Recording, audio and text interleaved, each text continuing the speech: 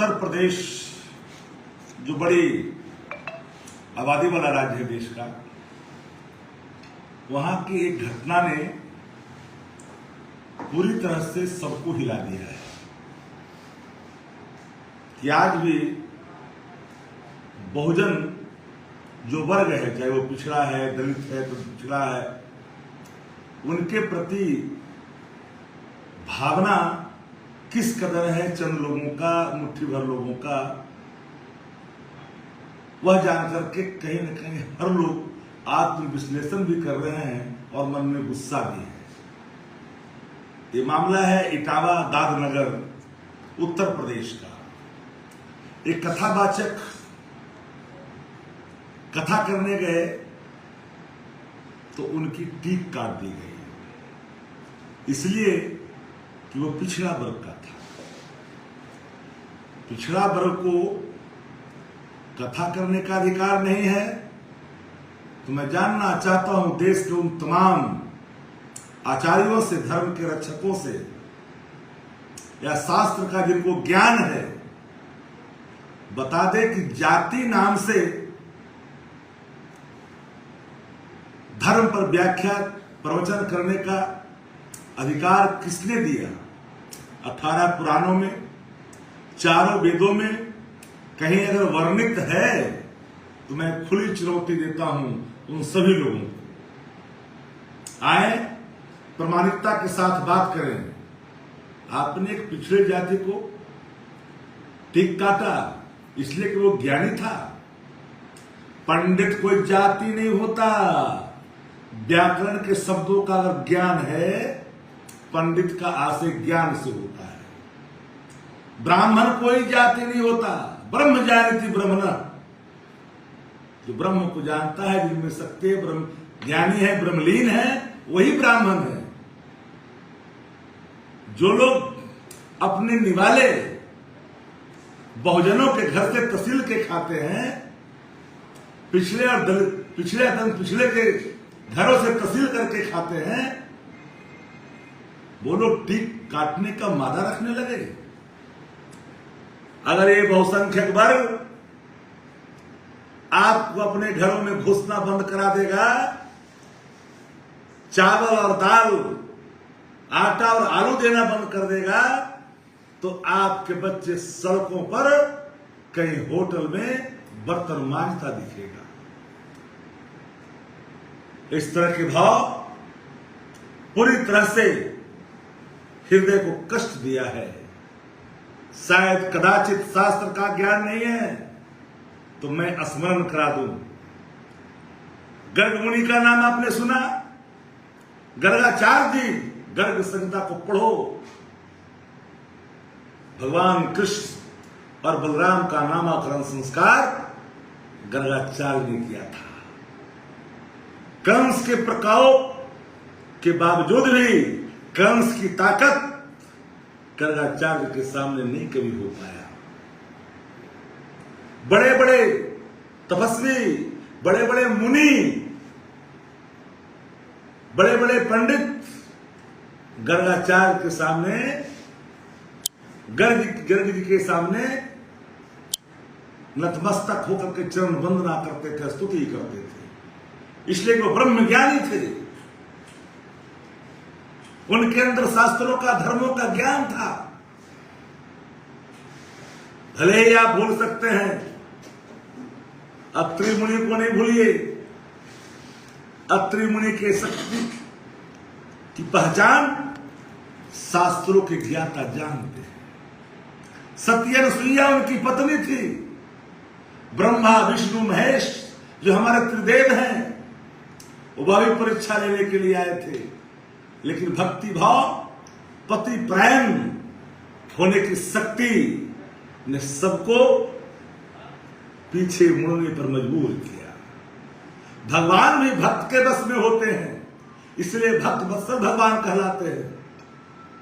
आप कथावाचक किसी जाति का होगा, कुर्मी, कोयरी, यादव का कथावाचक अगर कथा कहेगा, काट दोगे ठीक, तुम्हारी घसी पिटी दान करने की खाली प्रथा बताने वाले कथाओं से विश्व का और जगत का कल्याण नहीं हो सकता है, सनातन का रक्षा नहीं हो सकता।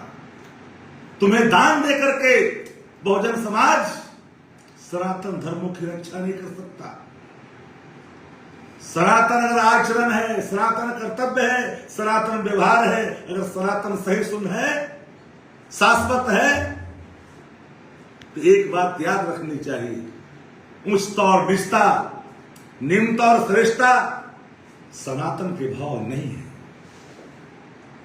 जिन लोगों ने इस घृणित प्रयास को अंजाम दिया है, उन्हें अपने अंदर एक बार झांक लेनी चाहिए। ये सवाल सिर्फ इटावा दादनगर का नहीं रह गया, ये सवाल राष्ट्र का है। राष्ट्र के अंदर जितने भी लोग हैं, सनातन धर्मावलंबी हैं, अन्य धर्मों के मानने वाले लोग हैं, इसी आडंबरपन के कारण इस देश के अंदर में सनातन धर्म धीरे धीरे सिकुड़ता गया। छुआछूत, ऊंच नीच ने कई सनातन धर्मावलंबियों को खंड खंड होने पर मजबूर किया। ये श्रेष्ठ है। आचरण जब श्रेष्ठ नहीं है तो श्रेष्ठ कोई नहीं हो सकता।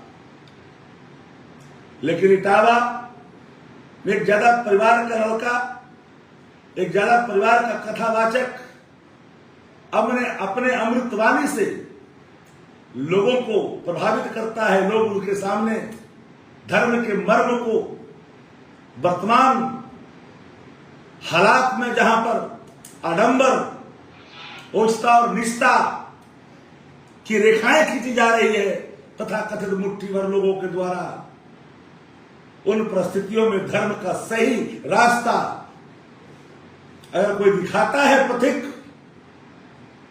पथ दर्शक बनता है, तो उसके प्रति एक आचरण, कई चर्चाएं हैं कि मूत्र तक उनको जबरन पिलाने की कोशिश की गई। अखिलेश जी ने भी इस पर अपनी कड़ी प्रतिक्रियाएं दी है। इसलिए एक बात बड़ी जीवानी के साथ कहना चाहता हूं, धर्म किसी जात की जागीर नहीं है। धर्म किसी के बाप की जागीर नहीं है। धर्म को धारण करने का अधिकार मानव को प्राप्त है, चाहे वो किसी जाति से आता हो। ये उसकी अपनी स्वतंत्रता है। भगवान राम मर्यादा पुरुषोत्तम जब मानव रूप में आए तो सबरी मां के घर जाकर के जूठा बैल खाए, निषाद राज को गले लगाए। उनकी मर्यादा एक उदाहरण है मानव जीवन के लिए, एक उदाहरण है निम्नता और श्रेष्ठता में बांटने वाले उन तमाम मुट्ठी भर लोगों के लिए। ये वो लोग हैं, मैं जानता हूं कि नरकासुर के जितने रिश्तेदार हैं, ये चाहते हैं कि इंद्रासन पर भी कब्जा कर करके हम अपना कब्जा कर लें, धर्म की गलत व्याख्या करके। लेकिन अंत बड़ा दुखद होता है। कदाचित अगर स्मरण नहीं है तो वेदों को और पुराणों को पुनः पढ़ने की कोशिश करो। जिस दिन वेद का पुराण का अध्ययन हो जाएगा, निम्नता और श्रेष्ठता में बांटने की परिपाटी समाप्त दिखेगी। मानव मूल्यों का रक्षा, मानव सभ्यता और मानव संस्कृति का स्थापन ही धर्म है, वही सनातन है। लेकिन मानव मूल्यों का कोई विखंडन करके अपने को श्रेष्ठ साबित करने की नापाक कोशिश करता है, और एक यादव परिवार के लड़का के टीक काटता है इसलिए कि वो ज्ञानी है, कथावाचक बन गया। तुम रोजगार चलाओगे, गांव में जाके जग के नाम पर चावल और गेहूं तसलोगे, तुम अपने निवाला चलाओगे। अगर कोई कथा करेगा तो उसका तुम प्रतिकार करोगे। ऐसे लोग ब्राह्मण नहीं हो सकते, अरे ब्राह्मण तो ब्रह्म जाने थी, ब्रह्म ज्ञानी होते हैं, लेकिन तुमने जाति में बांधने की कोशिश किया। ये हरकत वहां के मुख्यमंत्री को देखनी चाहिए थी, लेकिन वो मुख्यमंत्री जो आडंबर के प्रतीक हैं, वो मुख्यमंत्री जो घृणा का वातावरण पैदा करते हैं, वो मुख्यमंत्री जो दलितों पर अत्याचार होता है तो अपराधियों को संरक्षित करते हैं, इस घटना पर इनकी चुप्पी समाज में नफरत बोलने का काम करेगा। प्रकोप से डरो, ईश्वर के प्रकोप से डरनी चाहिए ऐसे तत्वों को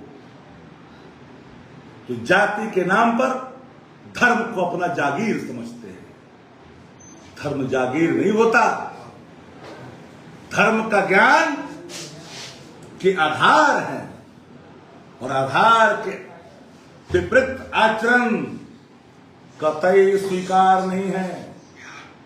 हम इसलिए कड़े शब्दों में चुनौतियां दी है।